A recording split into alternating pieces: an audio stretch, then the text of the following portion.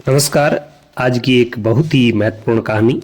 जिंदगी में कभी कभी चालाक भी बनना पड़ता है। बात यूं है, एक जंगल में गधा, लोमड़ी और शेर के बीच अच्छी दोस्ती हो गई।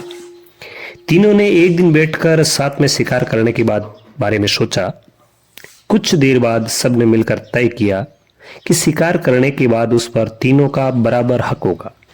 ये फैसला लेने के बाद तीनों दोस्त शिकार के लिए जानवर की तलाश में जंगल की ओर निकल पड़े। कुछ ही दूरी पर उन तीनों को जंगल में हिरण दिखा। एकदम तीनों ने हिरण पर झपट्टा मारने की कोशिश की। उसे देखते ही वह तेजी से दौड़ने लगा। दौड़ते दौड़ते थक कर हिरण कुछ देर के लिए रुक गया। तभी मौका देखकर शेर ने हिरण का शिकार कर लिया। गधा, लोमड़ी, शेर तीनों काफी खुश थे। मरे हुए हिरण के 3 हिस्से करने के लिए शेर ने अपने दोस्त गधे को कहा। जैसा पहले तय हुआ था उसी हिसाब से गधे ने शिकार को 3 बराबर हिस्सों में बांट दिया। यह देखकर शेर को बिल्कुल अच्छा नहीं लगा। वह गुस्से में जोर जोर से दहाड़े मारने लगा। दहाड़ते दहाड़ते शेर ने गधे पर हमला करके उसे अपने दांतों और पंजों की मदद से 2 हिस्सों में बांट दिया। लोमड़ी यह सब होते हुए देख रही थी।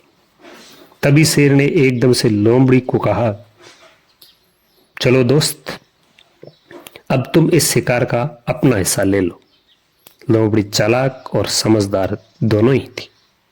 उसने बड़ी ही अक्लमंदी के साथ हिरण के शिकार का 3/4 हिस्सा शेर को दे दिया और खुद के लिए 1/4 हिस्सा ही बचाया। इस तरह हुए शिकार के हिस्से से शेर काफी खुश हो गया। उसने हंसते हुए लोमड़ी से कहा, अरे वाह, तुमने एकदम मेरे मन का काम किया।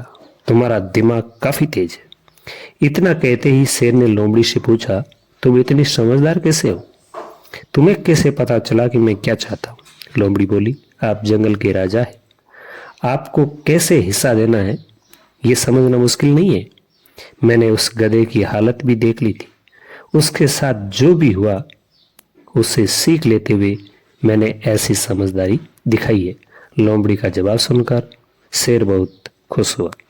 तो साथियों, इस कहानी से हमें यह शिक्षा मिलती है कि हमें कभी अधिक लालच नहीं करना चाहिए और जहां अपना स्वार्थ साधने की कोशिश हो वहां पर चालाकी करके भी काम चलाया जा सकता है। धन्यवाद।